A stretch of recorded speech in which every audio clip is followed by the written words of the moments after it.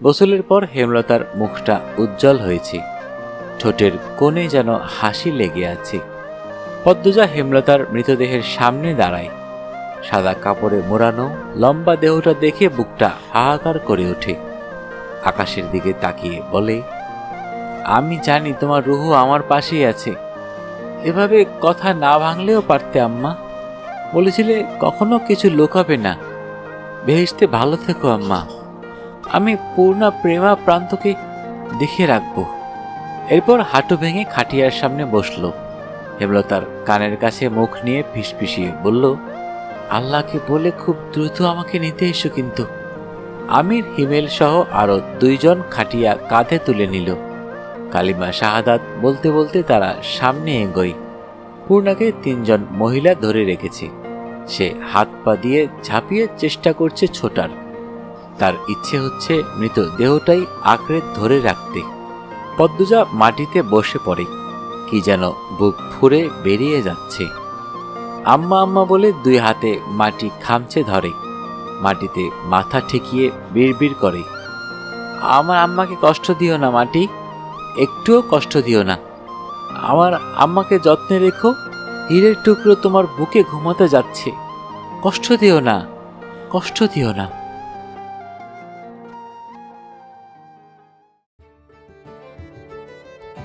আসসালামু আলাইকুম, কেমন আছেন সবাই? চলে এলাম আমি পদ্মজা উপন্যাসটির 11তম পর্ব নিয়ে। যারা এখনো চ্যানেলটি সাবস্ক্রাইব করেননি, অনুরোধ থাকবে চ্যানেলটি সাবস্ক্রাইব করে বেল আইকনটি অন করে দিবেন। তাহলে শুরু করছি ইলমা বেহরোজের লেখা সারা জাগানো উপন্যাস আমি পদ্মজার পর্ব 11। আমির পদ্মজার এক কোমর হাতে জড়িয়ে ধরে বলল, এবার তো থামো। আমিরের আলতো ছোঁয়ায় পদ্মজা আরো প্রশ্রয় পেয়ে কাঁদতে থাকল। আমির বলল, এ তো আরো বেড়ে গেছে, থামো না। আমি আছি তো, আমরা 6 মাস পর পর আসবো, অনেক দিন থেকে যাব। সত্যি তো? কাজের বাহানা দেখাবেন না? মোটেও না। আমির পদ্মজার চোখের জল মুছে দিল, এরপর চোখের পাতায় চুমু দিল। পদ্মজা নুয়ে যায়, বলল, নদীর পাড় থেকে কেউ দেখবে, কেউ দেখবে, কেউ দেখবে, কেউ দেখবে, এই কথাটা ছাড়া আর কোনো কথা পারে আমার বউ? পদ্মজা আমিরের দিকে একবার তাকালো, এরপর চোখের দৃষ্টি সরিয়ে বলল, আমরা ট্রলার দিয়ে ঢাকা যাব? সেটা সম্ভব না, কিছুক্ষণ পরই ট্রেনে উঠে যাব। আমির পদ্মজাকে ছোঁয়ার জন্য হাত বাড়ালেই আমিরকে হতবাক করে দিয়ে পদ্মজা ট্রলারের ভেতর ঢুকে গেল। ট্রেনের বগিতে হেঁটে সামনে এগোচ্ছে আমির। তার এক হাতে লাগেজ, অন্য হাতে পদ্মজার হাত শক্ত করে ধরে রেখেছে, যেন ছেড়ে দিলেই হারিয়ে যাবে। পদ্মজার মুখ নিকাবের আড়ালে ঢাকা। সে এদিক ওদিক তাকিয়ে আমিরকে প্রশ্ন করল, খালি সিট রেখে আমরা কোথায় যাচ্ছি? কেবিনে। ততক্ষণে 2 জন 76 নম্বর কেবিনের সামনে চলে আসে। আমির দরজা ঠেলে পদ্মজাকে নিয়ে ঢুকল। 4টা বার্থ, 4 জনের কেবিন বোঝাই যাচ্ছে। পদ্মজা বলল, আরও 2 জন আসবে কখন? ট্রেন তো ছেড়ে দিচ্ছে। 4 বার্থই আমাদের। পদ্মজা ডান পাশের বার্থে বসতে বসতে বলল, অনেক খরচ করেছেন। আমির লাগেজ জায়গা মতো রেখে পদ্মজার পাশে বসল, বলল, নিকাব খুলো, এবার কেউ আসছে না। পদ্মজার নিকাব খুলল। ঝমঝম শব্দ তুলে ট্রেন যাত্রা শুরু করেছে। আমির জানালা খুলে দিতেই পদ্মজার চুল তীর তীর করে উঠতে থাকল। পদ্মজা দ্রুত 2 হাত মুখের সামনে ধরে, বাতাস থেকে রক্ষা পাওয়ার ব্যর্থ চেষ্টা করে। আমির বাম পাশের বার্থে বসে হাসল, বলল, হাত সরাও, দেখি একটু বউটাকে। পদ্মজা 2 হাত সরালো, ঠোঁটে আঁকা হাসি, চোখ ছোট ছোট করে তাকিয়ে আছে, চুল অবাধ্য হয়ে উঠছে। আমির এক হাতের ওপর থুতনির ভার দিয়ে বলল, এই হাসির জন্য দুনিয়া এফর ওফর করতে রাজি। পদ্মজা দাঁত বের করে হাসল, লজ্জায় চোখ নামিয়ে নিল। আমির পদ্মজার পাশে এসে বসে পদ্মজার চুল খোপা করে দিল, তারপর বলল, এবার বোরকাটা খুলে ফেলো, গরম লাগছে না? পদ্মজা জিজ্ঞাসু দৃষ্টিতে তাকায়। আমির বলল, কেউ আসবে না পদ্মবতী, পৌঁছাতে বিকেল হবে, নিশ্চিন্তে শুধু বোরকা খুলতে পারো, আর কিছু খুলতে হইব না। পদ্মজার কান রিরি করে উঠল। আমিরের উরুতে কিল দিয়ে বলল, ছি। আমির উচ্চস্বরে হেসে উঠল। পদ্মজা ভ্রুকুটি করে বোরকা খোলে, এরপর জানালার ধারে বসে বলল, আমরা যে বাড়িতে যাচ্ছি আর কে কে থাকে? একজন দারোয়ান আর একজন বুয়া আছে। যে বাড়ি না, তোমার বাড়ি। ওনারা বিশ্বস্ত।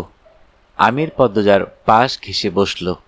পদ্মজার কানের দুলে টোকা দিয়ে কোমর জড়িয়ে ধরল। পদ্মজা মেরুদণ্ড সোজা করে বসে। শীতল একটা অনুভূতি সর্বাঙ্গে ছড়িয়ে পড়ে। চোখ বুজে স্বভাববশত বলে ওঠে, কেউ দেখবে। আমির ভ্রুকুঞ্চন করে চোখ তুলে তাকায়। পদ্মজা বুঝতে পারে সে ভুল উচ্চারণ করে ফেলেছে। জিহ্বা কামড়ে আর চোখে আমিরকে দেখে হাসার চেষ্টা করল। আমির বেশ অনেকক্ষণ তীক্ষ্ণ চোখে পদ্মজার দিকে তাকিয়ে আছে। এরপর আরো শক্ত করে জড়িয়ে ধরে পদ্মজার ঘাড়ে নাক ডুবিয়ে বলল, যার ইচ্ছে দেখুক। দরজায় টোকা দিচ্ছে কেউ। শব্দে পদ্মজার ঘুম ছুটে গেল। ধরফরিয়ে উঠে বসে। কখন ঘুমিয়ে পড়েছে মনে পড়ছে না। আমিরের কোলে তার মাথা ছিল। মানুষটা এতক্ষণ বসেছিল। পদ্মজাকে এভাবে উঠতে দেখে আমির ইশারায় শান্ত হতে বলল। পদ্মজা দ্রুত নিকাব পরে নেয়। এরপর আমির দরজা খুলল। ঝালমুড়ি নিয়ে একজন লম্বা ধরনের লোক দাঁড়িয়ে আছে। নাকটা মুখের তুলনায় একটু বেশি লম্বা। আমির বলল, এভাবে অনুমতি না নিয়ে টোকা দেওয়া অভদ্রতা। আমাদের দরকার পড়লে আপনাদের এমনিতেই খুঁজে নিতাম। আর এমন করবেন না। আপনার জন্য আমার বউয়ের ঘুম ভেঙে গেছে। নিন টাকা, ঝালমুড়ি দিন। লোকটি বেশ আনন্দ নিয়ে ঝালমুড়ি বানিয়ে দিল। বোধহয় আর বিক্রি হয়নি। হতে পারে আমিরই প্রথম কাস্টমার। লোকটি চলে গেল। আমির কেবিনে ঢুকে দরজা বন্ধ করল। তারপর পদ্মজাকে বলল, একজন লোক ঝালমুড়ি বিক্রি করতে এসেছিল। এই নাও, খাও, এরপর আবার ঘুমাও। দুজনে একসাথে ঝালমুড়ি খেতে খেতে সুখ দুঃখের গল্প শুরু করে। আমির তার শহুরে জীবনের গতিবিধি বলছে। কখন কখন বাসায় থাকে, কিভাবে ব্যবসায় সময় দেয়। পদ্মজা মন দিয়ে শুনছে। একসময় পদ্মজা বলল, একটা কথা জানার ছিল। কি কথা? আমার মনে হচ্ছে আপনাদের বাড়িতে লুকোনো কোনো ব্যাপার আছে। শুধু মনে হচ্ছে না, একদম নিশ্চিত আমি। আমির উৎসুক হয়ে ঝুঁকে বসল। আগ্রহ ভরে জানতে চাইল, কিরকম? পদ্মজা আরও এগিয়ে আসে। আকাশে দুপুরের কড়া রোদ। ছলাৎ করে রোগের ঝিলিক জানালায় গলে কেবিনে ঢুকে আবার হারিয়ে যাচ্ছে। বাতাস ভ্যাপসা গরম, মাঝে মাঝে শীতল ঠান্ডা। সেসব উপেক্ষা করে পদ্মজা তার ভেতরের সন্দেহগুলো বলতে শুরু করল। রুম্পা ভাবিকে বন্দি করে রাখা হয়েছে। আমি নিশ্চিত। কেন বন্দি করে রাখা হয়েছে সেটা দাদু জানেন। উনি সবসময় রুম্পা ভাবির ঘরের দরজায় নজর রাখেন। আমি অনেকবার ঢুকতে চেয়েছি, পারিনি। বাড়ির পিছনের জঙ্গলে কিছু একটা আছে। সেটা ভূত জিন জাতীয় কিছু না, অন্য কিছু। এমনটা মনে হওয়ার তেমন কারণ নেই, আমার অকারণেই মনে হয়েছে। জঙ্গলটা আপনা আপনি সৃষ্টি হয়নি, আর ভয়ঙ্করও হয়নি। কেউ বা কারা এই জঙ্গলটিকে যত্ন করে তৈরি করেছে, ভয়ঙ্কর করে সাজিয়েছে। এছাড়া বাড়ির সবাইকে আমার সন্দেহ হয়। এই ব্যাপারে আপনি কি বলেন? আমির একটুও অবাক হল না। মুখের প্রকাশভঙ্গি পাল্টালো না। সে দীর্ঘশ্বাস ছেড়ে বলল, জানি আমি এসব। পদ্মজা আমিরের দুই হাত খামচে ধরে এক নিঃশ্বাসে বলল, আমাকে বলুন, অনুরোধ লাগে, বলুন। আমি শুনতে চাই। অনেক দিন ধরে নিজের ভেতর পুষে রেখেছি। আমির অসহায় দৃষ্টিতে তাকালো। বলল, আমার ধারণা তোমার ধারণা অবধিই সীমাবদ্ধ, এর বাইরে কিছু জানি না। এই রহস্য খুঁজে বের করার ইচ্ছে হওয়া সত্ত্বেও আমি হজম করেছি, আমার ইচ্ছে মাটি চাপা দিয়েছি। আমিরের গলাটা কেমন শোনালো। পদ্মজা কণ্ঠ খাদে নামিয়ে বলল, কেন কেন দিয়েছেন? আমির হাসল, বলল, ধর, এখন এসব গল্প করার সময়। শোনো, এরপর কি করব? পদ্মজা কথার মাঝে আটকে দিয়ে সঙ্গে সঙ্গে বলল, কথা ঘোরাবেন না। আমি খেয়াল করেছি হাওলাদার বাড়ির প্রতি আপনি উদাসীন, কোনো ব্যাপার পাত্তা দেন না, সবসময় বাড়ির চেয়ে দূরে দূরে থাকেন, কোনো ঘটনায় নিজেকে জড়ান না। কেন নিজেকে গুটিয়ে রাখেন? আমিরের দৃষ্টি অস্থির। সে এক হাতে বার্থ খামচে ধরার চেষ্টা করে, ঘন ঘন শ্বাস নেয়। পদ্মজা খুব অবাক হয়, আমিরের এত কষ্ট হচ্ছে কেন? পদ্মজার উৎকণ্ঠা, কি হলো আপনার? কোথায় কষ্ট হচ্ছে? না, কিচ্ছু হয়নি। এই পদ্মজা। আমির চট করে পদ্মজার দুই হাত শক্ত করে ধরল, চোখ দুটিতে ভয়। পদ্মজা আমিরের চোখের দিকে তাকালো। আমির বলল, আমার তোমাকে অনেক কিছু বলার আছে, অনেকবার বলতে গিয়েও পারিনি, আজ যখন কথা উঠেছে। আচ্ছা পদ্মজা, আমার পরিচয় জেনে আমাকে ছেড়ে যাবে না তো? আমি তোমাকে হারালে একাকিত্বে ধুকে ধুকে নিঃশেষ হয়ে যাব। আমার জীবনের একমাত্র সুখের আলো তুমি। পদ্মজার হৃৎপিণ্ড থমকে গেল। সে পরিস্থিতি বুঝে উঠতে পারছে না। আমির উত্তরের আশায় চাতক পাখির মতো তাকিয়ে আছে। পদ্মজা ধীর কণ্ঠে বলল, লুকানো সব কথা বলুন আমাকে। আপনি আমার স্বামী, আপনাকে ছেড়ে যাওয়ার কথা কখনো ভাবি না আমি, বিশ্বাস করুন। আমির নতজানু হয়ে বলল, আমি আমার আব্বার অবৈধ সন্তান। আমার জন্মদাত্রী জন্ম দিয়েই মারা যায়, দিয়ে যায় অভিশপ্ত জীবন। পদ্মজা দুই পা কেঁপে ওঠে, মাথা ভন ভন করে ওঠে, শির দ্বারা বেয়ে ঠান্ডা স্রোত গড়িয়ে যায়। আমির ঢোক গিলে আবার বলল, আমার জন্মদাত্রী মারা যাওয়ার পর আব্বা আমাকে নিয়ে আসেন। আমার বর্তমান আম্মা আমাকে দেখে খুব রেগে যায়, কিছুতেই আমাকে মানতে চায়নি। তখন ছেলেমেয়ে ছিল না আম্মার, তাই মাস ঘুরাতেই আমাকে মেনে নিল, ছেলের মতো আদর শুরু করলো। এসব দাদুর মুখে পরে শুনেছি। আব্বা আমাকে তুলে এনে জায়গা দিলেও সন্তানের মতো ভালোবাসেননি কখনো। যখন আমার 11 বছর, আমি আর রিদওয়ান একসাথে জানতে পারি আমি আব্বার অবৈধ সন্তান। আব্বা আবার রিদওয়ানকে খুব আদর করতেন। রিদওয়ান ছোট থেকেই আমার সাথে ভেজাল করত, ঝগড়া করত। যখন এমন একটা খবর জানতে পারল, ও আরও হিংস্র হয়ে ওঠে। আমি তখন অনেক শুকনো আর রোগা ছিলাম। রিদওয়ান স্বাস্থ্যবান, তেজি ছিল। আব্বার এমন ছেলেরই পছন্দ। কেন পছন্দ জানি না। 19 থেকে 20 হলেই রিদওয়ান খুব মারত। আব্বার কাছে বিচার দিলে রিদওয়ান আরও 10টা বানিয়ে বলতো। তখন আব্বা আমাকে মারতেন। রিদওয়ান একবার আমাকে জঙ্গলে বেঁধে ফেলে রেখেছিল। 1.5 দিন পড়েছিলাম। রাতে ভয়ে প্যান্টে প্রস্রাব করে দিয়েছি, মুখ বাঁধা ছিল, তাই এত চিৎকার করেছি, তবুও কেউ শোনেনি। ভয়ে বুক কাঁপছিল। মনের ভয়ে মিশিয়ে ভয়ঙ্কর ভয়ঙ্কর ভূতদানব দেখেছি। বাঁচানোর মতো কেউ ছিল না। 1.5 দিনের সময় আমাদের বাড়িতে কাজ করতেন ফকির মিয়া নামে একজন। উনি আমাকে জঙ্গলে বাঁধা অবস্থায় পান। বাড়িতে বৈঠক বসে। রিদওয়ানকে 2টো বেতের বাড়ি দিয়ে ছেড়ে দেওয়া হয়। রিদওয়ান এক তো বলিষ্ঠবান, তার উপর আমার 2 বছরের বড়। কিছুতেই পেরে উঠতাম না। পানিতে ঠেসে ধরে রেখেছে অনেকবার। ওর মস্তিষ্ক অসুস্থ। আমার জীবন জাহান্নাম হয়ে ওঠে। আম্মাকে বললেও আম্মা বাঁচাতে পারতেন না, সবসময় নিশ্চুপ। কষ্ট থেকে বাঁচার জন্য যখন আমার 15 বছর বয়স, শীতের রাতে পালিয়ে যাই। শীতে কাঁপতে কাঁপতে খেতে অজ্ঞান হয়ে পড়ে যাই। এর পরদিন চোখ খুলে দেখি আমি হাওলাদার বাড়িতে। আমার সামনে রিদওয়ান, আব্বা, চাচা, আম্মা সবাই।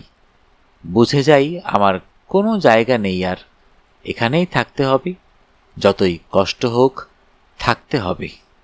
আমিরের কণ্ঠে স্পষ্ট কান্না, চোখ বেয়ে 2 ফোঁটা জল গড়িয়ে পড়ে। পদ্মজা হেঁচকি তুলে কাঁদছে। আমির অশ্রুসজল চোখ মেলে পদ্মজার দিকে তাকালো, হেসে ফেলল। পদ্মজার 2 চোখের জল মুছে দিয়ে বলল, আরে পাগলি, কাঁদছ কেন? এসব তো পুরনো কথা। আমার পড়াশোনাটা আবার চলছিল ভালোই।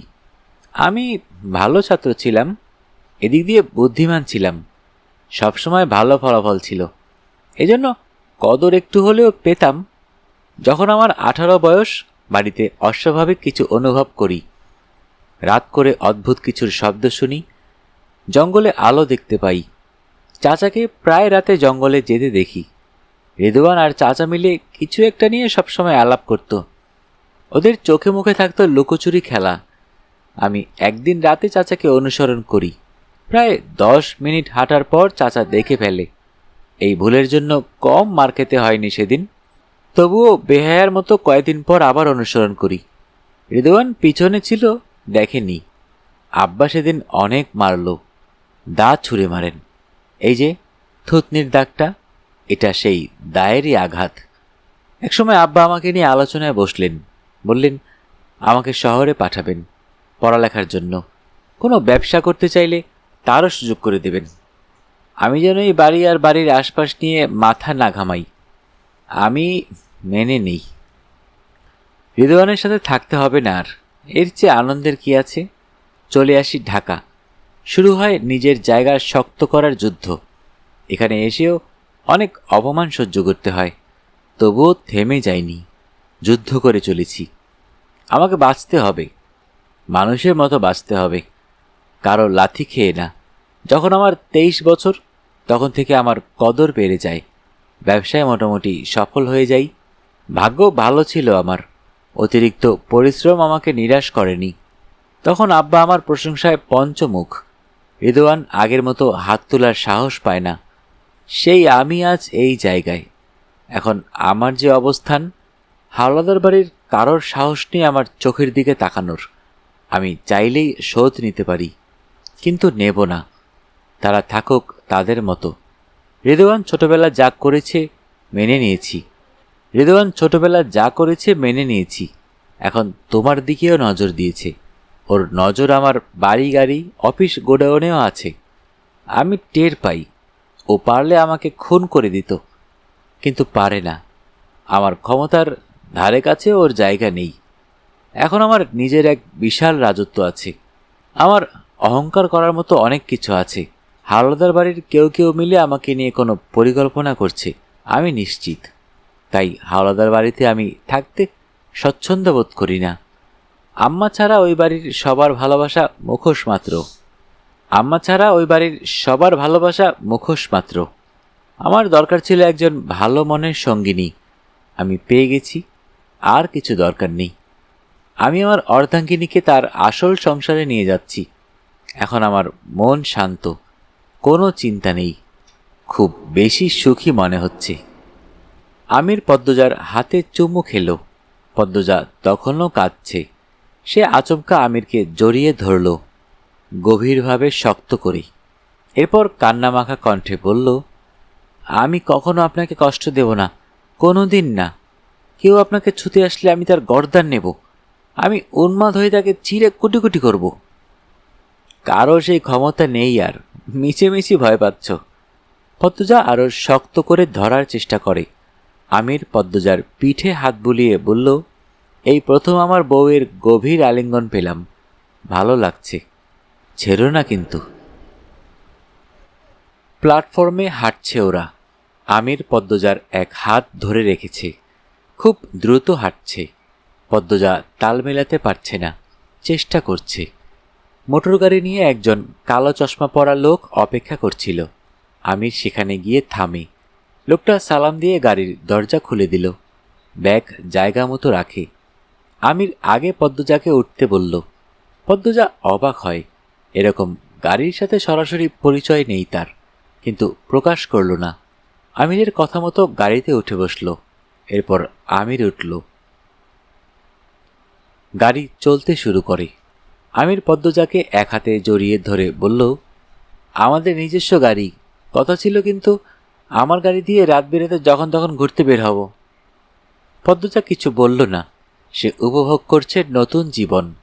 ঘণ্টাখানেকের মধ্যে একটা বাড়ির সামনে গাড়ি থামে। কালো চশমা পরা লোকটা দ্রুত গাড়ি থেকে নেমে আমিরের ডান পাশের দরজা খুলে দিল। আমির পদ্মজাকে নিয়ে নামল।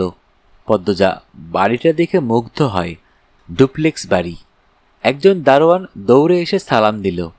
পদ্মজার সাথে পরিচিত হলো। এরপর আসে একজন মধ্যবয়স্ক নারী। ইনি বোধহয় বাড়ির কাজের লোক। সবাই একসাথে বাড়ির ভেতর ঢুকল। পদ্মজা তার নতুন বাড়ি মন দিয়ে দেখছে। পূর্ব দিক থেকে সদর দরজা দিয়ে ভিতরে প্রবেশ করতেই দেখতে পেল বিশাল বৈঠকখানা উত্তর দক্ষিণে লম্বা। দক্ষিণ পাশে বারান্দা, তাতে নানা ধরনের ফুল ফুটে আছে টবের মধ্যে। মনে হবে যেন একটা ছোটখাটো বাগান। বৈঠকখানার দক্ষিণ পশ্চিম কোণার দিকে বেশ বড় শোবার ঘর। পদ্মজা প্রশ্ন করার আগে আমির বলল, না, এটা আমাদের ঘর না। উত্তর পশ্চিমে কোণার দিকে রান্নাঘর এবং টয়লেট, আর এই দুয়ের মাঝে মানে বৈঠকখানার পশ্চিম দিকের মাঝখানটাও খাওয়ার ঘর। বৈঠকখানার মাথার উপর দিকে তাকালে সেখানে সোনালী কালারের ঝাড়বাতি ঝুলছে। বৈঠকখানার উত্তর দিকে একটা সিঁড়ি সাপের মতো পেঁচিয়ে উপর দিকে উঠে গেছে। আমির পদ্মজাকে নিয়ে সেদিকে হাঁটে। সিঁড়ি পেরোনোর পর হাতের বাঁ দিক থেকে অনেক বড় একটা শোবার ঘর। দামি দামি জিনিসে সৌন্দর্য আকাশ ছোঁয়া। দুজন একসাথে ঢোকে। পদ্মজা চোখ ঘুরিয়ে সব কিছু দেখছে। আমির বলল, গোসল করে নাও। পদ্মজা বোরকা খুলে কলপার খুঁজতে থাকলো। আমির গোসলখানার দরজা খুলে দিয়ে বলল, এই যে, এইদিকে। দুজন একসাথে ফ্রেশ হয়ে রুম থেকে বের হলো।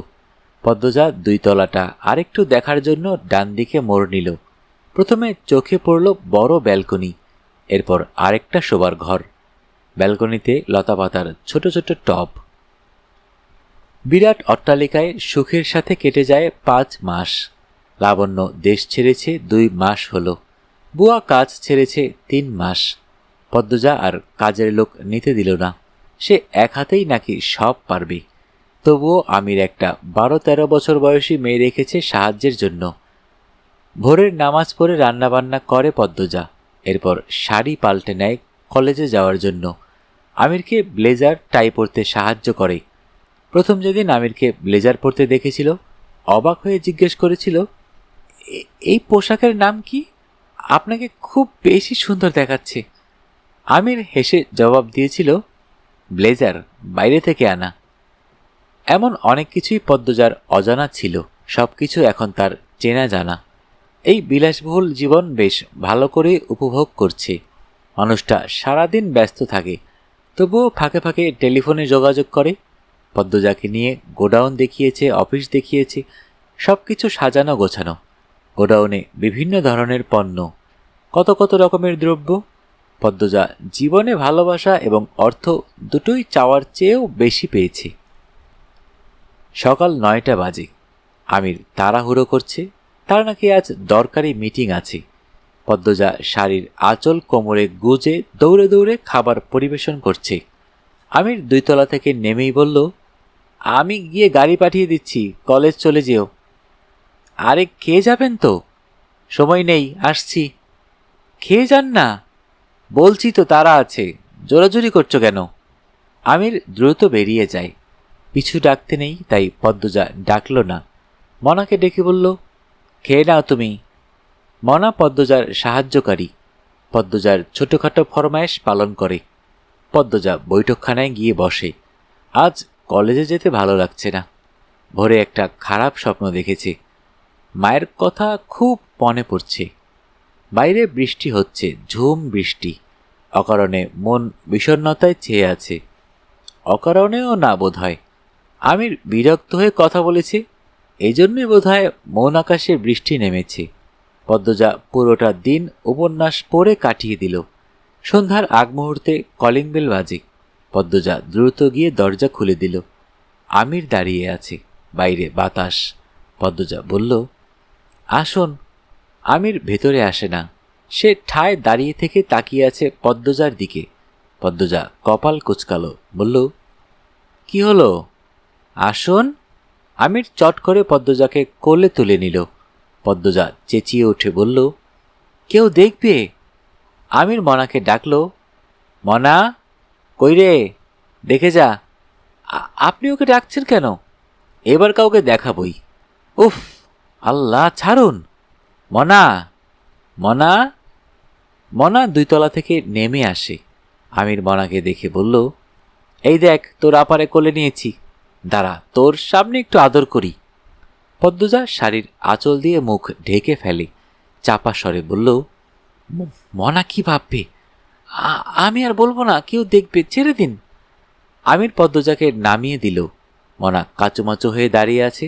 সে কি করবে বুঝতে পারছে না। আমির বলল, যা, ঘরে যা। মনা যেন এইটা শোনার অপেক্ষায় ছিল, দৌড়ে চলে যায়। পদ্মজা হাফ ছেড়ে বাঁচল। আমিরকে গুরুজনদের মতো বলল, আক্কেল জ্ঞান কখন হবে আপনার? বয়স তো কম হলো না। অবিগল পদ্মজার কথার ধরন অনুকরণ করে আমির বলল, আর কতদিন কেউ দেখবে কথাটা মুখে থাকবে? বিয়ের তো কম দিন হলো না। আপনি আপনি কালাচাঁদ না কালা মহিষ? এটা পূর্ণা বলতো না? আমি মোটেও কালো না। তো কি, এই যে দেখুন দেখুন, আমার হাত আর আপনার হাত। পদ্মজা হাত বাড়িয়ে দেখায়। আমির খপ করে পদ্মজার হাত ধরে চুমু খেয়ে বলল, এই হাতও আমার। পদ্মজা বলল, ঠেসে ধরা ছাড়া আর কিছু পারেন আপনি? ছাড়ুন। আমির পদ্মজার হাত ছেড়ে দিয়ে হাসতে থাকল। দেখতে দেখতে চলে এসেছে শীতকাল। সকাল 10টা বাজে, অথচ কুয়াশার চাদরে চারিদিক ঢাকা। ব্যালকনিতে দাঁড়িয়ে আছে পদ্মজা। মনটা কু গাইছে। বুকে অজানা একটা ঝড় বইছে। স্থির হয়ে কোথাও দাঁড়াতে পারছে না। ঢাকা আসার পর থেকে নিয়মিত পূর্ণার লেখা চিঠি পেত। প্রায় 4 মাস হলো বাড়ি থেকে কোনো চিঠি আসছে না। পদ্মজা 9টা চিঠি পাঠিয়েছে, একটারও উত্তর আসেনি। বাড়ির সবার কথা খুব মনে পড়ছে। ব্যালকনি ছেড়ে রুমে চলে আসে পদ্মজা। বিছানায় গায়ে লিয়ে দিতেই ঘুমের রাজ্যে হারিয়ে যায়। একটা সুন্দর স্বপ্ন দেখে। হাওলাদার বাড়িতে টেলিফোন এনেছে। পূর্ণা হাওলাদার বাড়িতে এসে পদ্মজার সাথে যোগাযোগ করে। পদ্মজা কথা বলতেই ওপাশ থেকে পূর্ণার উল্লাস ভেসে আসলো। আপা, আপা, আমি তোমার গলার স্বর শুনতেছি। তুমি শুনছো? শুনছি। কেমন আছিস? আম্মা কেমন আছে? বাড়ির সবাই ভালো আছে? সবাই ভালো। তুমি কেমন আছো? আমার বিশ্বাস হচ্ছে না তোমার গলার স্বর শুনছি। আচ্ছা শোন। বলো আপা। আশেপাশে কেউ আছে? খালাম্মা আছে। এই বাড়িতে আর আসবি না, আমি যতদিন না আসবো। মনে রাখবি? কেন? কেন আপা? মানা করছি, শুনবি? আচ্ছা, কিন্তু আমি ভেবেছিলাম এবার প্রতিদিন দুলাভাইয়ের বাড়িতে আসবো আর তোমার সাথে কথা বলবো। ধর, আবার যখন আসবো আমাদের বাড়িতে টেলিফোন নিয়ে আসবো। এরপর প্রতিদিন আমাদের কথা হবে। এখন আমার মানা শোন। টাকা কই পাবে? সেদিন উনি বলেছেন নিয়ে আসবেন। আমি মানা করেছিলাম। বললেন, তুমি আনন্দে থাকলেই আমার সুখ। তোমার সুখের জন্যই এখন আমার সব। আর কি বলার? দুলাভাই খুব ভালো, তাই না আপা? আম্মার শরীর সত্যি ভালো আছে? আছে, আগের চেয়ে ভালো। খেয়াল রাখিস আম্মার। রাখবো। বাতাসটা বেড়েছে। পদ্মজার গা কাটা দিচ্ছে। আচমকাই ঘুমটা ভেঙে যায়। চট করে উঠে বসে। হাতের দিকে তাকিয়ে দেখল টেলিফোন নেই। একদম বাস্তবের মতো অনুভূতি হচ্ছিল। পদ্মজা দেয়াল ঘড়িতে দেখে 11টা বাজে। টেলিফোন পুরো দেশে হাতে গোনা কয়েকজনের বাসায় আছে। সেখানে গ্রামে টেলিফোনে যোগাযোগ করা যাবে, ভাবা হাস্যকর। পদ্মজা বিছানা ছেড়ে ড্রয়িং রুমে চলে আসে। কপালে হাত দিয়ে দেখে গায়ে জ্বর এসেছে। পূর্ণার সাথে কথা বলতে ইচ্ছা করছে। সে দীর্ঘশ্বাস ছাড়ল। রান্নাঘরে যেতে যেতে ডাকল, মনা। পরক্ষণেই মনে পড়ল মনা বাসায় নেই। 2 দিন আগে বাড়িতে গিয়েছে। খুব একা লাগছে তার। সবকিছুই রান্না করা আছে, আর কি রাঁধবে? 1 কাপ চা বানিয়ে খাওয়া যায়। পদ্মজা 1 কাপ চা নিয়ে ড্রয়িং রুমের জানালার পাশে ঘেঁষে বসল। গ্রামের সোনালি দিনগুলোর কথা মনে পড়ছে। মোর্শেদ প্রথম যেদিন সোয়েটার কিনে দিয়েছিলেন, সেই দিনটার কথা মনে পড়ছে। সকাল সকাল উঠে খেজুরের রস দিয়ে পিঠা খাওয়া, কত লোভনীয় সেই দিনগুলো। কলিং বেল বেজে উঠল। অসময়ে কলিং বেল শুনে পদ্মজা অবাক হলো। আমির তো এখন আসবে না। 2 ঘন্টা আগেই বের হলো। তাহলে কে এসেছে? গায়ে শাল টেনে নিল সে। এরপর দরজা খুলল। দরজার সামনে আমির দাঁড়িয়ে আছে। পদ্মজা জানতে চাইল, এত দ্রুত? তৈরি হও, বাড়িতে যাব। পদ্মজা চোখের পলক ফেলে আবার তাকালো, বলল, বাড়িতে মানে অলন্দপুর? আমির দরজা লাগিয়ে দিয়ে বলল, দ্রুত যাও, শাড়ি পাল্টাও। পদ্মজার উৎকণ্ঠা, হুট করে যে, কোনো খারাপ খবর? আমির হেসে বলল, তেমন কিছুই না, কয়দিন ধরে দেখছি মন খারাপ করে বসে থাকো, তাই হুট করে যাওয়ার কথা ভাবলাম। তোমার কলেজ তো শীতের বন্ধই আছে। আমি 1 সপ্তাহের জন্য ম্যানেজারকে সব বুঝিয়ে দিয়েছি, আর আলমগীর ভাইয়া এসেছে, কোনো চিন্তা নেই। এবার দ্রুত যাও, ট্রেন 12টায়। আজকের শেষ ট্রেন কিন্তু এটাই। আমি তৈরি আছি, শুধু লাগেজে 2-3টা শার্ট ঢুকিয়ে নিলেই হবে। পদ্মজা আর কিছু বলল না, ছুটে যায় 2 তলায়। তার হৃৎপিণ্ড খুশিতে দামামা বাজাচ্ছে। 10 মিনিটের ব্যবধানে শাড়ি পাল্টে লাগেজও গুছিয়ে ফেলে। দুজন বেরিয়ে পড়ে। গন্তব্য অলন্দপুর। দীর্ঘ 8 মাস পর জন্মস্থান, জন্মদাত্রী, জন্মদাতা, ভাই বোন সবাইকে দেখতে পাবে পদ্মজা। ভেতরে ভেতরে উত্তেজনা এতটাই কাজ করছে যে শীতের প্রকোপ টের পাচ্ছে না।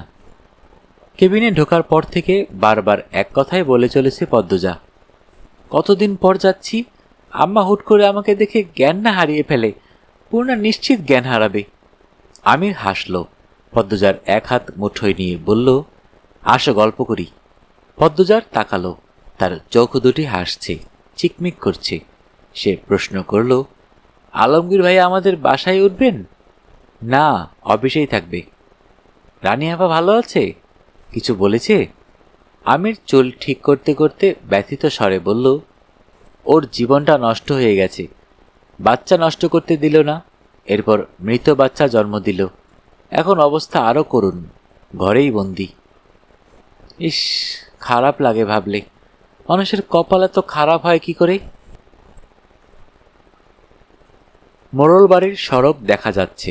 পদ্মজা খুশিতে আত্মহারা, দ্রুত হাঁটছে। সে কখনো বাহারি শাড়ি বোরকা পরে না, আজ পরেছে। শাড়ি বোরকা দুটোতেই ভারী কাজ, চকচক করা ছোট বড় পাথর। দেখলে মনে হয় হীরা পান্না চিকচিক করছে। সে তার মাকে দেখাতে চায় সে কতটা সুখী। কোনো কমতি নেই তার জীবনে। মোড়লবাড়ির গেট ধাক্কা দিয়ে ভেতরে ঢুকতেই সব আনন্দ উল্লাস নিভে যায়। পূর্ণা প্রেমা দাঁড়িয়ে আছে। দুজনকে চেনা যাচ্ছে না, শুকিয়ে কয়লা হয়ে গেছে। চোখ গর্তে ঢুকে গেছে, গাল ভাঙা, গায়ে শুধু হাড্ডি। মনে হচ্ছে কতদিন অনাহারে কাটিয়েছে। পূর্ণা পদ্মজাকে দেখেই আপা বলে কেঁদে উঠল। ছুটে না এসে মাটিতে দপ করে শব্দ তুলে বসে পড়ল। প্রেমা দৌড়ে এসে পদ্মজাকে জড়িয়ে ধরে, কাঁদতে থাকল। পদ্মজা বাকরুদ্ধ, অজানা আশঙ্কায় গলা শুকিয়ে আসছে। চোখ দুটো খুঁজতে থাকল মাকে। পদ্মজা আমিরের দিকে তাকালো। আমিরের চোখ অস্থির। পদ্মজা প্রেমার মাথায় হাত বুলিয়ে দিল, আর চোখে দেখে পূর্ণা হাউমাউ করে কাঁদছে। কেন আসছে না ছুটে? কিসের এত কষ্ট ওর? পদ্মজা এগিয়ে আসে, পূর্ণাকে টেনে তুলে ক্ষীণ স্বরে বলল, এত শুকিয়েছিস কেন? আম্মা, আম্মা ভালো আছে? আপা, আপা রে বলে পদ্মজাকে শক্ত করে জড়িয়ে ধরল পূর্ণা। পদ্মজা ঘরের ভেতর তাকায়। কয়েক জোড়া চোখ তার দিকে তাকিয়ে আছে। অজ্ঞাত ভয়ে গলা দিয়ে কথা আসছে না তার। পূর্ণাকে এক হাতে জড়িয়ে ধরে ঘরের ভেতর ঢুকল পদ্মজা। সদর ঘরে চেনা অনেকগুলো মুখ, প্রতিবেশী সবাই। আপন মানুষগুলো কোথায়? পদ্মজা আরো 2 পা এগিয়ে আসে। উঠান থেকে মঞ্জুরার কণ্ঠ ভেসে আসে, পদ্ম আইছে, পদ্ম। সদর ঘরের মধ্যখানে পাটিতে শুয়ে আছেন হেমলতা। গায়ের উপর কাঁথা, মেরুদণ্ড সোজা করে শুয়ে আছে। গোলাপ জলের ঘ্রাণ চারপাশে। পদ্মজার বুকের হাড়গুলো যেন গুঁড়ো গুঁড়ো হতে শুরু করলো। বুকে এত ব্যথা হচ্ছে। সে হেমলতার পাশে বসল, নিস্তরঙ্গ গলায় ডাকল, আম্মা, ও আম্মা। হেমলতা পিটপিট করে তাকান, চোখ দুটি ঘোলা, গাল ভেঙে গেছে। চোখ দুটি গভীর গর্তের আড়ালে হারিয়ে যাওয়ার পথে। পদ্মজার দিকে তাকিয়ে আবার চোখ সরিয়ে নিলেন, চিনতে পারলেন না।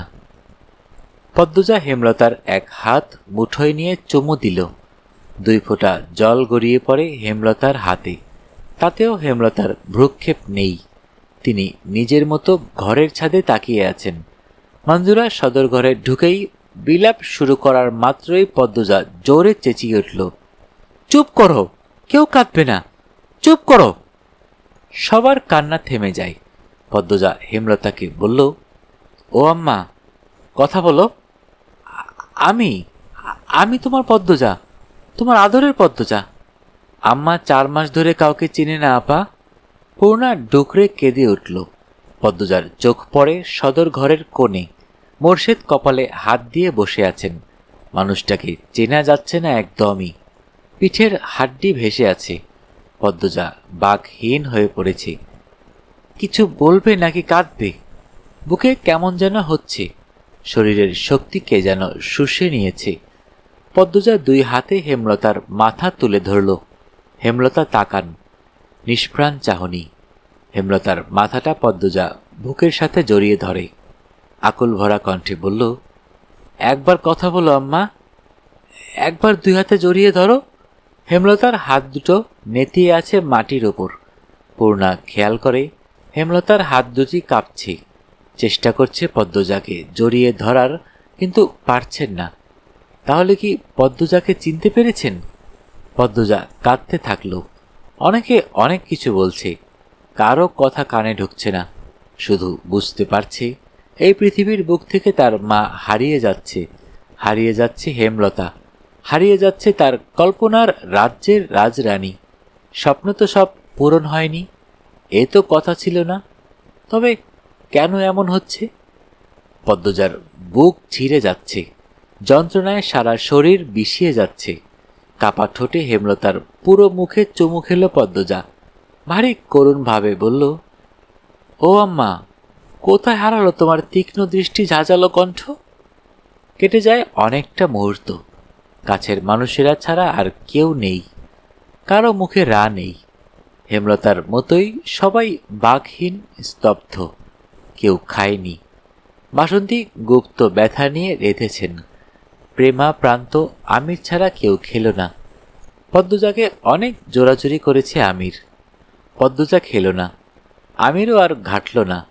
পদ্মজা জানতে পারল 2 মাস ধরে হেমলতা বিছানায় পড়ে আছেন। 1-2 কথা বলেন মাঝে মাঝে, 4 দিন ধরে তাও বলেন না। গতকাল ভোরে মুখ দিয়ে ফেনা বের হয়েছে। এমন অবস্থা হয়েছিল সবাই ভেবেছিল আত্মাটা বেরিয়েই যাবে। হাওলাদার বাড়ি থেকে সবাই দেখতে আসে। তখন জানা যায় আলমগীর ঢাকা যাচ্ছে। মোর্শেদ অনুরোধ করে বলে পদ্মজা আর আমিরকে খবর দিতে, ওরা যেন দ্রুত চলে আসে। রাতের ট্রেনে সকালে গোডাউনে পৌঁছে আলমগীর আমিরকে সব বলে। আমির সব শুনে আর দেরি করেনি। পদ্মজাকে নিয়ে চলে আসে। পথে কান্নাকাটি করবে তাই কিছু বলেনি। পদ্মজা এত সব কিছু জেনে কিছু বলল না।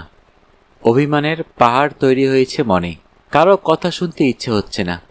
সারাক্ষণ চেষ্টা করছে হেমলতার সাথে কথা বলার। হেমলতা কিছুতেই কথা বলছেন না। একটু আধটু পানির বেশি আর কিছুই খাচ্ছেন না। গায়ে মাংস বলতে নেই, চামড়া ঝুলে গেছে। পদ্মজা হেমলতার পুরো শরীর মুছে দিয়ে কাপড় পাল্টে দিল। এরপর শোয়া অবস্থায় অজু করালো। ঠোঁট ভেঙে কেঁদে আরও একবার আকুতি করল, একবার কথা বলো আম্মা, একবার ডাকো পদ্মজা বলে। হেমলতা তাকালেন, কিছু বললেন না, তাকিয়েই রইলেন। মাঝরাতে সবাই যখন ঘুমে, পদ্মজা জেগে। ক্লান্ত হয়ে সবার চোখ দুটি লেগে গেলেও তার চোখ দুটি পলকও ফেলছে না। মনে হচ্ছে কে যেন চারপাশ ঘুরছে তার মাকে নিয়ে যেতে।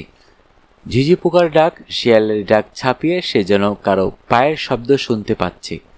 অবচেতন মন আজরাইলের উপস্থিতি অনুভব করছে।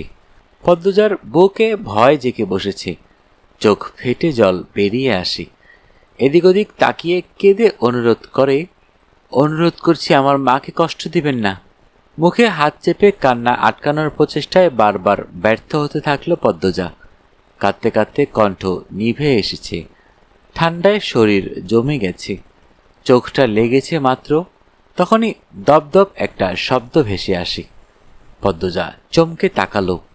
হেমলতা হাত দিয়ে মাটি থাপড়াচ্ছেন, শরীর কাঁপছে। পদ্মজার নিঃশ্বাস থেমে যায়। হেমলতার এক হাত শক্ত করে ধরে কেঁদে উঠে বলল, আম্মা, আম্মা যেও না আমাকে ছেড়ে।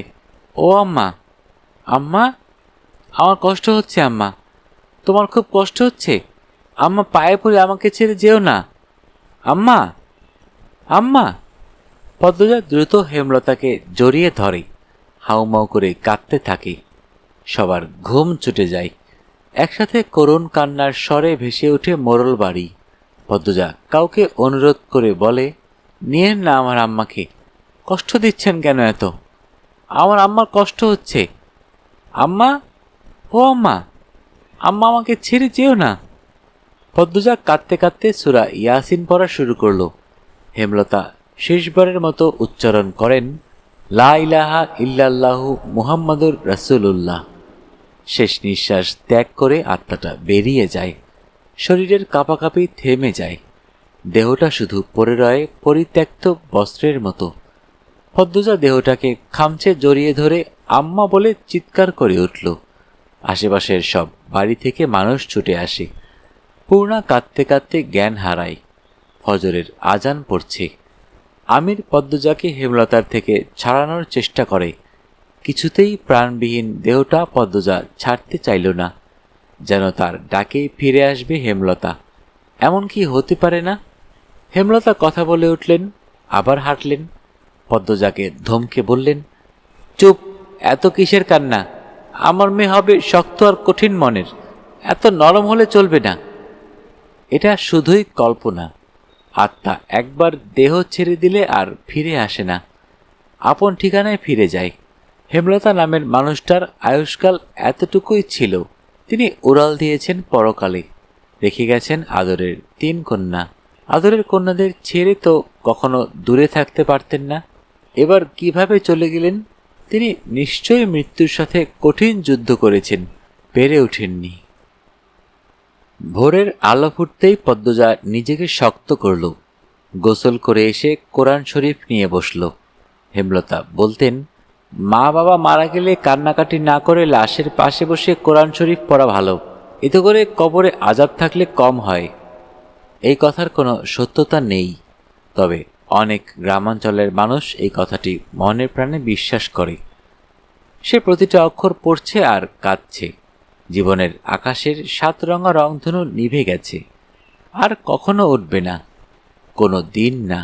মোর্শেদ পাঞ্জাবির হাতা দিয়ে চোখের জল মুছছেন, আবার ভিজে যাচ্ছে। গোসলের পর হেমলতার মুখটা উজ্জ্বল হয়েছে, ঠোঁটের কোণে যেন হাসি লেগে আছে। পদ্মজা হেমলতার মৃতদেহের সামনে দাঁড়ায়। সাদা কাপড়ে মোড়ানো লম্বা দেহটা দেখে বুকটা হাহাকার করে ওঠে। আকাশের দিকে তাকিয়ে বলে, আমি জানি তোমার রুহু আমার পাশেই আছে। এভাবে কথা না ভাঙলেও পারতে আম্মা। বলেছিলে কখনো কিছু লুকাবে না। বেহেশতে ভালো থেকো আম্মা।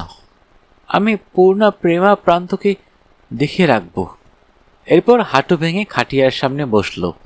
হেমলতার কানের কাছে মুখ নিয়ে ফিসফিসিয়ে বলল, আল্লাহকে বলে খুব দ্রুত আমাকে নিতে এসো কিন্তু। আমির হিমেল সহ আরো 2 জন খাটিয়া কাঁধে তুলে নিল।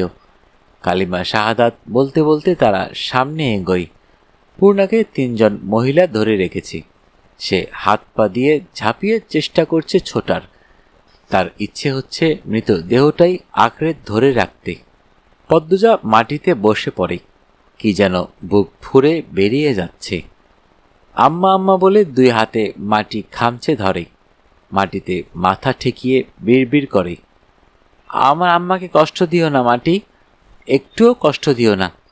আমার আম্মাকে যত্নে রেখো, হীরের টুকরো তোমার বুকে ঘুমাতে যাচ্ছে, কষ্ট দিও না, কষ্ট দিও না। হাড় কাঁপানোর শীতে কাঁপছে পদ্মজা। সন্ধে থেকে খুব ঠান্ডা পড়েছে। এক কাপড়ে মাটিতে মা একা আছে ভেবে পদ্মজার অশান্তি হচ্ছিল, তাই কম্বল নিয়ে রাতের বেলা ছুটে আসে মায়ের কবরে। সদ্য হওয়া কবরের কাঁচামাটির ঘ্রাণ আসছে। পদ্মজা কম্বল দিয়ে মায়ের কবর ঢেকে দিল। এরপর দুই হাতে জড়িয়ে ধরে কাঁদতে কাঁদতে বলল, আম্মা, মনে আছে তোমার, যখন আমি ছোট অনেক, আব্বা আমার গায়ের কম্বল নিয়ে গিয়েছিল, তখন তুমি তোমার শাড়ির আঁচল দিয়ে সারা রাত আমাকে জড়িয়ে ধরে রেখেছিলে। মনে আছে? আমাকে কেন সেই সুযোগ দিলে না? কেন বললে না তুমি মরণ রোগে আক্রান্ত? আমার জীবনে অভিশপ্ত আক্ষেপ কেন দিয়ে গেলে আম্মা? কেন পেলাম না আমার মাকে সন্তানের মতো আদর করার সুযোগ? কোন দোষে আমার সঙ্গ তুমি নিলে না? মৃত্যুর আগে নিজের মেয়ের সাথে এত বড় অনাচার করে গেলে আম্মা। বিশ্বাসঘাতকতা করলে। আমি তো তোমাকে অন্ধের মতো বিশ্বাস করতাম, কখনো কোনো বিষয়ে জোর করিনি, জোর করে জানতে চাইনি। আমি বিশ্বাস করতাম তুমি সব বলবে আমায়। তুমি নিজে আমাকে বারবার বলেছ তোমার জীবনের এক বিন্দু অংশ থাকবে না যা আমাকে বলবে না। তবে তবে কেন সে কথা রাখতে পারলে না? আমার কষ্ট হচ্ছে আম্মা। তুমি তুমি অনুভব করছো আমি তোমার বুকে শুয়ে অভিযোগ তুলছি? তুমি আমার সাথে বিশ্বাসঘাতকতা করেছ, আমার কাছ থেকে কেড়ে নিয়েছ 10 মাস। তুমি তুমি তুমি পারতে আমাকে বিয়ে না দিয়ে নিজের কাছে রাখতে। তুমি তুমি পারতে আমাকে আরো 10 মাস আমার মায়ের সঙ্গে দিতে। আমি এত আক্ষেপ নিয়ে কি করে বাঁচবো আম্মা? কয়েকটা শিয়াল দূরে দাঁড়িয়ে আছে। মাঝরাতে কবরে ঝাঁপিয়ে পড়ে কেউ কাঁদতে পারে এমন হয়তো কখনো দেখেনি তারা। পদ্মজা হেমলতার কবরে হাত বুলিয়ে দিচ্ছে আর অশ্রু বিসর্জন করছে। আত্মহত্যা পাপ না হলে হয়তো এই পথই বেছে নিত সে। মোর্শেদ আমির টর্চ নিয়ে পদ্মজাকে খুঁজতে খুঁজতে কবরে আসে। হেমলতার কবর দেখে মোর্শেদ দুর্বল হয়ে পড়েন। পদ্মজার সাথে সাথে তিনিও কাঁদতে থাকেন। আমিরের শব্দ ভাণ্ডারে সান্ত্বনা মজুদ নেই। সে সাহস করতে পারল না কথা বলার। কান্না থামিয়ে পদ্মজা মুখস্থ সূরা ইয়াসিন পড়তে থাকল। সে চায় না তার মায়ের বিন্দু মাত্র কষ্ট হোক কবরে। সন্তানের আমল নাকি পারে মৃত মা বাবার শাস্তি কমাতে। যদি কোনো পাপের শাস্তি হেমলতার আমলনামায় থেকে থাকে তা যেন মুছে যায় পদ্মজার কণ্ঠের মধুর স্বরে। ধীরে ধীরে পদ্মজার কণ্ঠ কমে আসে, ঠান্ডায় জমে যায়, চোখের মনির রং পাল্টে যায়। আমির দ্রুত পদ্মজাকে কোলে তুলে নিল। এরপর মোর্শেদকে বুঝিয়ে শুনিয়ে বাড়িতে নিয়ে আসে। হেমলতা পড়ে রইলেন একা একা। শিয়ালগুলি একসাথে চেঁচিয়ে উঠল, মৃত্যুর মতো সত্য আর নেই। জন্মালে মৃত্যুর স্বাদ উপভোগ করতেই হবে। হেমলতার ঘরে পদ্মজা আর পূর্ণা বসে আছে, দরজা বন্ধ করে। পুরো বিছানা জুড়ে হেমলতার পরনের কাপড় চোপড়। এসবই শেষ স্মৃতি। পূর্ণা দুটো শাড়ি বুকের সাথে জড়িয়ে ধরে থেমে থেমে কাঁদছে। পদ্মজা মাটিতে বসে আছে, উস্কো খুস্কো চুল। পূর্ণা আর কাঁদতে পারছে না, বুক ফেটে যাচ্ছে, তবুও শব্দ বেরোচ্ছে না। পদ্মজা হেমলতার চুড়ি দুটো হাতে নিয়ে বলল, আম্মা বলে এখন কাকে ডাকবো? পূর্ণা, আমাদের আম্মা কই গেল? পূর্ণা বিছানা থেকে নেমে আসে, পদ্মজাকে জড়িয়ে ধরে ভাঙা স্বরে বলল, আল্লাহ কেন এমন করলো আপা? আমাদের প্রতি একটু দয়া হলো না? এই ঘরটায় আর আসবে না আম্মা। আপা, আম্মা আসে না কেন? আপা, আমার শ্বাস নিতে কষ্ট হয়, আমাকে মেরে ফেলো। কাঁদিস না বোন, আমাদের সবার সাথে আবার দেখা হবে পরকালে। এরপর আর মৃত্যু নেই, অনন্তকাল একসাথে থাকবো, ঠিক দেখা হবে। পালঙ্কের ওপর একটা পুরনো খাতা। পদ্মজা হাত বাড়িয়ে নিল। পূর্ণা এই খাতার প্রতিটি অক্ষর আগেই পড়েছে, তাই আর ঘাটল না। সে ক্লান্ত দেহ নিয়ে মাটিতে শুয়ে পড়ে। পদ্মজা খাতার পৃষ্ঠা উল্টায়। আমার আদরের পদ্মজা, আজ 15 দিন তোর বিয়ের। প্রতিটা রাত আমার নির্ঘুমে কাটে। পুরো বাড়ি জুড়ে তোর স্মৃতি। স্মৃতিগুলো আমায় বিষে জর্জরিত করে দেয়।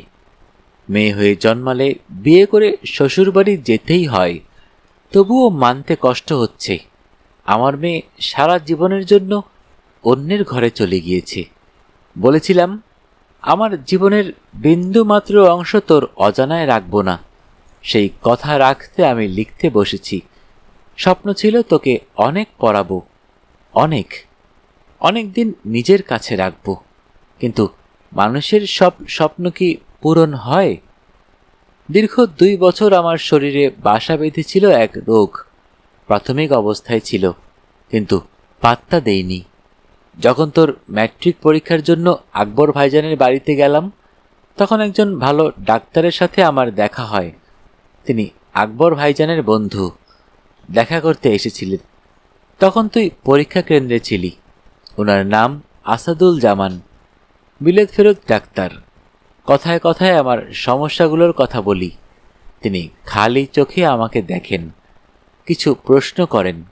ওনার ধারণা জানান আমি পার্কিনসন্স ডিজিজ নামে প্রাণঘাতী রোগে আক্রান্ত, যার 80% লক্ষণ আমার সাথে মিলে যায়। তিনি দ্রুত আমাকে পরীক্ষা করতে বলেন। এই রোগের চিকিৎসা তো দূরে থাক, দেশে এই রোগ পরীক্ষার কেন্দ্রও হাতে গোনা 1-2টা আছে। সেদিনটা আমার জীবনের বড় ধাক্কা ছিল। আমি দিক দিশা হারিয়ে ফেলি। আমি মারা গেলে আমার 3 মেয়ের কি হবে? কি করে বাঁচবে? ভয়ানক এই রোগ নিয়ে তোর সামনে হাসতে আমার ভীষণ কষ্ট হতো, তবুও হাসতে হতো। মুহিব খুব ভালো ছেলে, তাই তাদের প্রস্তাব ফিরিয়ে দেইনি। আমি মারা যাওয়ার আগে তোর ভবিষ্যৎ নিশ্চিত করতে চেয়েছিলাম। বিয়ে ঠিক করে ফিরে আসি গ্রামে। প্রতিটা দিন, প্রতিটা মুহূর্ত অসহনীয় যন্ত্রণায় কাটতে থাকে। আসাদুল জামান ঢাকার এক হাসপাতালের নাম লিখে দিয়েছিলেন, যেখানে এই রোগের পরীক্ষা করা হয়। 100% নিশ্চিত হওয়ার জন্য পরীক্ষা করানোটা জরুরি। তার জন্য কেউ একজনকে দরকার পাশে। তোর আব্বাকে সব বলি। সব শুনে তোর আব্বা হাউমাউ করে বাচ্চাদের মতো কেঁদেছে। আল্লাহর ওপর ভরসা রেখে চলে যাই ঢাকা।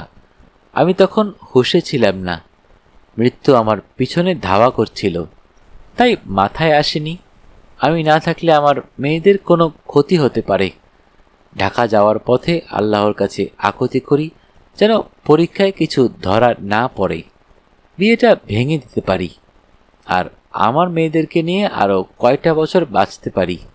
কিন্তু আল্লাহ শুনলেন না, তিনি দয়া করলেন না। মা, জানতে পারি আমার হাতের সময় কম, এ রোগের নিরাময় নেই।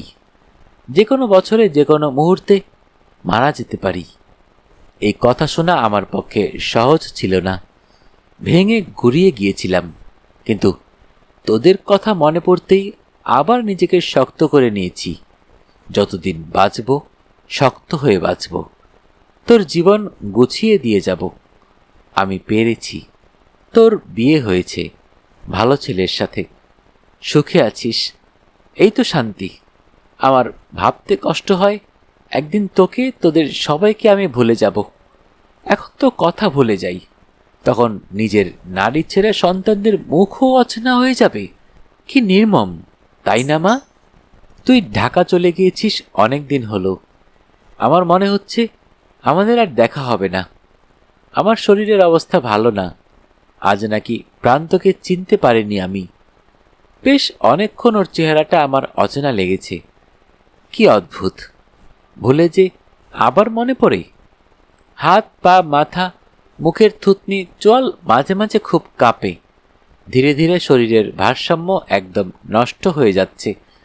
লাহারি ঘরে গিয়েছিলাম, হুট করে চৌকির ওপর থেকে পড়ে গিয়েছি। পূর্ণার সে কি কান্না!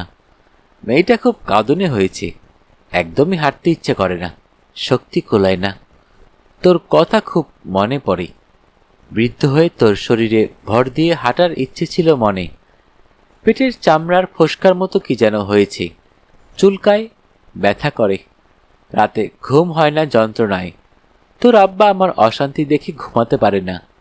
বাসন্তী আপা সব জানে। মানুষটা অনেক ভালো। ভুল তো সবাই করে, এমন কেউ আছে যে জীবনে ভুল করেনি? বাসন্তী আপার রান্না নাকি অনেক মজার হয়, খুব ভালো ঘ্রাণ হয়। প্রান্তপ্রেমা সারাক্ষণই বলে, কিন্তু আমি সেই ঘ্রাণ পাই না। ঘ্রাণ শক্তিটাও লুপ্ত হয়ে গেছে। কয়দিন ধরে টয়লেটও হচ্ছে না, খাবার গিলতে পারি না। কোন পাপে আমার এমন করুণ দশা হলো? বোধহয় আর শক্তি পাব না লেখার। পুরনো সব কিছু স্থায়ীভাবে ভুলতে আর কতক্ষণ? সব লক্ষণ তো জেকেই বসেছে শরীরে, বাকি শুধু দুনিয়াটাকে ভুলে যাওয়া। আজ সারা রাত জেগে আরও কিছু কথা লিখতে চাই। সেদিন আমি জলিলার মজনুর ছেলেকে খুন করেছি। শহীদ তার আগেই খুন হয়ে গিয়েছিল। আটপাড়ার বড় বিলের হাওরের টিনের ঘরে ওরা তিনজন সবসময় জুয়া খেলে, গাঁজা খায়। সেদিনও গাঁজা খেয়ে পড়েছিল। গিয়ে দেখি শহীদের লাশ এক কোণে পড়ে আছে। দা হাতে দাঁড়িয়ে আছে তোর দেবর রিদওয়ান। সে আমাকে দেখে পালিয়ে যায়। এরকম দৃশ্য দেখে অপ্রস্তুত হয়ে পড়ি, তবুও থেমে থাকিনি। ঘুমন্ত জলিল আর মজনুর ছেলেকে বেঁধে বাকিটুকু বললাম না, শুধু এইটুকুই বলবো, আমি যখন জলিল আর মজনুর ছেলেকে কোপাচ্ছিলাম তখন রিদওয়ান ঘরের এক পাশে লুকিয়েছিল। সে সব দেখেছে। আমি বের হতেই সে উল্টো দিকে হাঁটা শুরু করে। আজও জানতে পারেনি সে কেন শহীদকে খুন করেছে। তুই ঢাকা চলে গিয়েছিস ভেবে শান্তি লাগছে। রিদওয়ান ভয়ঙ্কর মানুষ। তার খুন করার হাত বলছে এটা তার প্রথম খুন নয়। সাবধানে থাকবি, আমিরকে সাবধানে রাখবি। তোর শাশুড়িকে কাঁদতে দেখেছি, ওনাকে আপন করে রাখবি। আর লেখা যাচ্ছে না, হাত কাঁপছে, কেমন ঝাপসা হয়ে আসছে চারিদিক। এই খাতাটা প্রান্তের, লুকিয়ে নিয়ে এসেছি। আমার সব শাড়ির সাথে ট্রাঙ্কের ভেতর যত্নে রাখছি। আমার অনুপস্থিতিতে যখন পড়বি কাঁদবি না একদম। জীবনে বড় হবি, আমি না থাকলে মৃত্যুর কামনা করবি না। এটাও এক ধরনের পাপ। আল্লাহর যখন ইচ্ছে হবে মৃত্যু দিবেন। তিনি যে কারণে সৃষ্টি করেছেন তা পূরণ হলেই মৃত্যু ধেয়ে আসবে। শুধু মৃত্যুর কথা স্মরণ রাখবি, কোরআনের পথে চলবি, কোনো পাপে জড়াবি না, অন্যায়কে প্রশ্রয় দিবি না। আমাদের আবার দেখা হবে, আমার মায়ের সাথে আবার দেখা হবে। তুই তো আমার মা, আমার পদ্মজা, আমার 7 রাজার ধন, আমার 3 কন্যা, আমার অহংকার, আমার বেহেশত। ভালো থাকবি, খুব ভালো থাকবি। মা কিন্তু দেখব, কান্নাকাটি করতে দেখলে ওপারে আমার শান্তি হবে না, তাই কাঁদবি না। আল্লাহ হাফেজ। পড়া শেষ হতেই খাতাটা বুকের সাথে জড়িয়ে ধরে পদ্মজা। হাত পা ছুঁড়ে আম্মা আম্মা বলে কাঁদতে থাকে। তার আর্তনাদে চারিদিক স্তব্ধ হয়ে যায়। পদ্মজার মাথার ছায়া এভাবেই হারিয়ে যায়। পদ্মজা কি হয়ে উঠতে পারে নিজের ছায়া নিজে? পারবে ভাই বোনদের আগলে রাখতে, বাকি রহস্যের কিনারায় পৌঁছাতে? সব প্রশ্নের উত্তর আছে এই আমি পদ্মজা বইটির 2য় খণ্ডে। পর্ব 11 দিয়েই শেষ করছি ইলমা বেহরোজের লেখা আমি পদ্মজা উপন্যাসটির 1ম খণ্ড। খুব দ্রুতই নিয়ে আসার চেষ্টা করব 2য় খণ্ডটি। সবাই ভালো থাকবেন, সুস্থ থাকবেন এবং বেশি বেশি করে বই পড়বেন, কারণ বইয়ের চেয়ে ভালো বন্ধু আর হয় না।